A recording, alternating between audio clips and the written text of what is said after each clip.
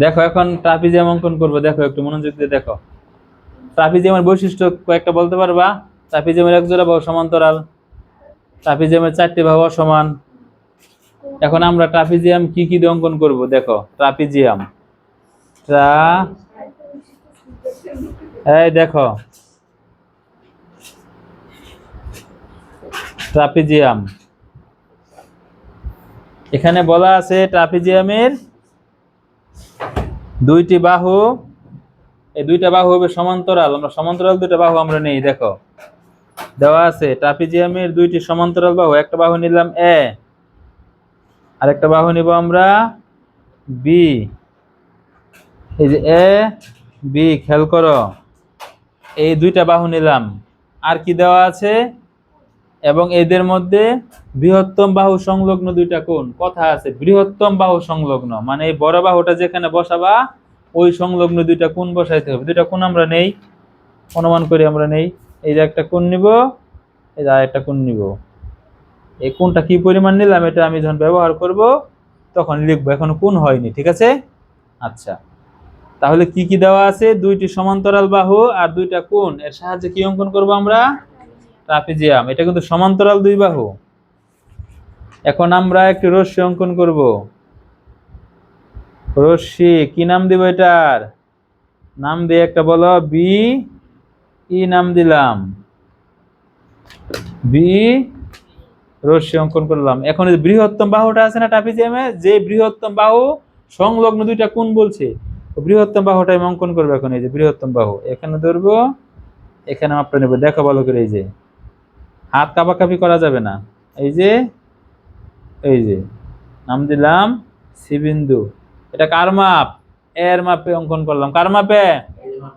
বুঝে বলো, এর অঙ্কন করলাম। এই বৃহত্তম সমান্তরাল কিন্তু বলছে বাহুটা, আমি আবার বলছি কি বলছে? সমান্তরাল বলছে।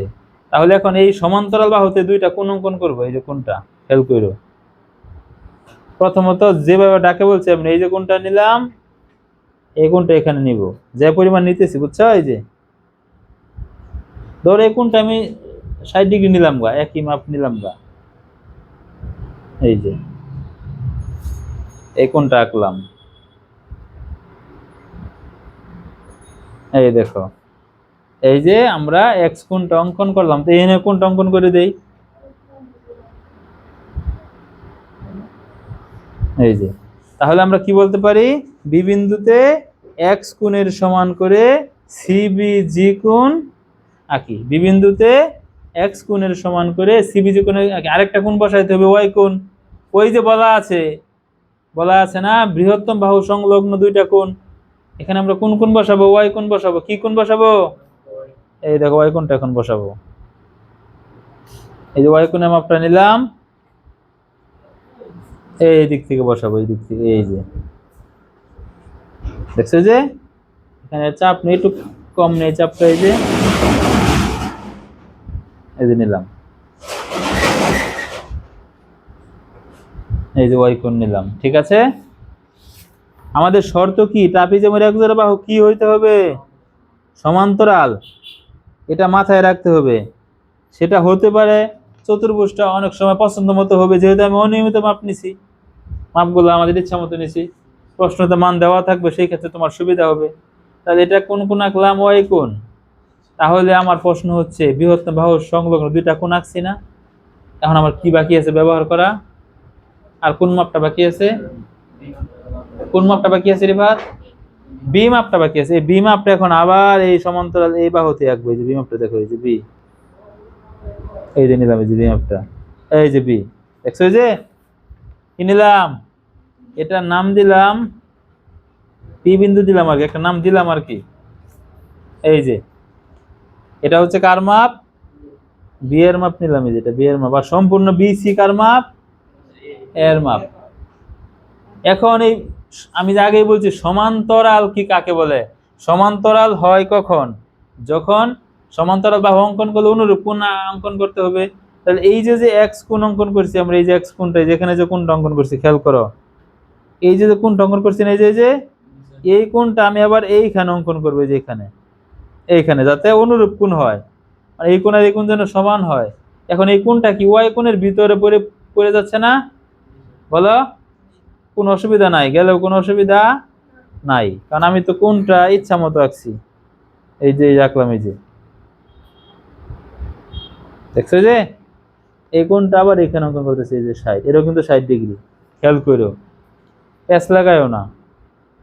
এই দেখো, এটা কিন্তু পরে আঁকতেছি, এই যে ওয়াই কোণ, এই টান দিলাম, কি দিলাম, এটা এটা ওই পর্যন্ত দিছি। যদি আমি এই পর্যন্ত একটা রাবার দাও দেখি, দেখাই, যদি এই লম্বা টানটুকু দেই অসুবিধা নাই, না দিলেও কোনো অসুবিধা নাই। আমি একটু মুছে দেই, এই যে এই পর্যন্ত দিলাম, তাহলে এই কোণটা একটু খাটো করে এই পর্যন্ত দিয়ে দিলাম রশ্মি হিসাবে, ঠিক আছে? কারণ আমার বাহিরের টুকু তো আমার কোনো কাজ নাই, এই বিন্দুটাই আমার কাজ।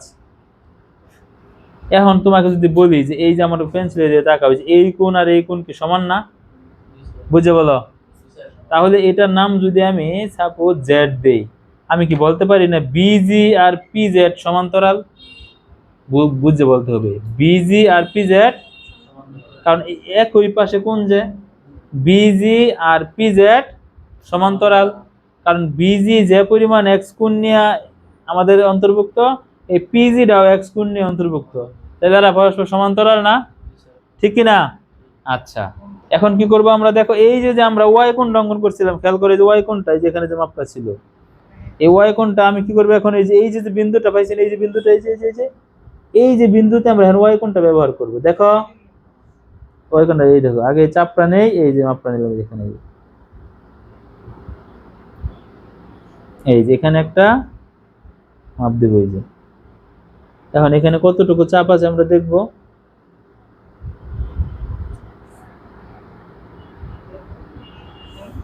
এখান থেকে ততটুকু চাপ কাটবো, এই যে এখন প্রশ্ন হতে পারে একটু চিকন হয়ে গেল, কোনো অসুবিধা নেই, আমাদের সমান্তরাল হওয়ার কথা। এই দেখো এই বিন্দু আর এই বিন্দু আমরা কি করবো, এখন যোগ করব।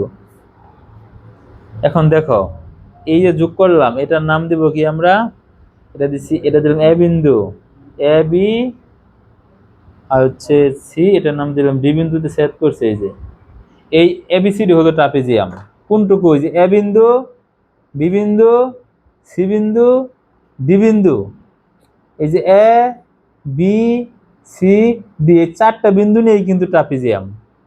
আর এই দেখো এই যে এই দুইটা বাহু কিন্তু সমান্তরাল, এটা বাহু কি, বোঝার জন্য এখানে ওয়াই কোণ দিয়ে দিলাম, এখানে ওয়াই কোণ নিয়ে আমরা অঙ্কন করছি। অঙ্কনটা প্রয়োজনে বই দেখা পারো, নিজের ভাষায় সুন্দর করে লিখে নিবা, ঠিক আছে? দেখছো কি এবিসিডি ট্রাপিজিয়াম, যে এই যে এই দুই বাহু কিন্তু সমান্তরাল, এই যে এটা এটা এটা হলো আমাদের উদ্দিষ্ট একটি চতুর্ভুজ ট্রাপিজিয়াম।